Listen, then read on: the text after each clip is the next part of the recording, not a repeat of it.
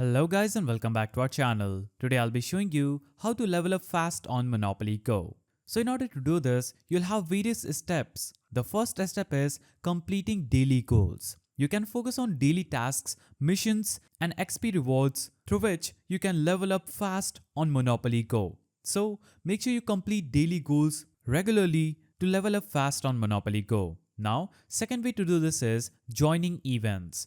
You can participate in time-limited events that offer XP bonuses, through which you will level up fast on Monopoly Go. Now, third way to do this is upgrading properties. Open your Monopoly Go, click on this build icon at the bottom left side of the screen and upgrade your properties through which you can get more XPs as reward. Use coins or cash to upgrade properties, which will give you XP with each upgrade. As you can see, when I upgrade any one of these properties, it will give me an extra XP just right here.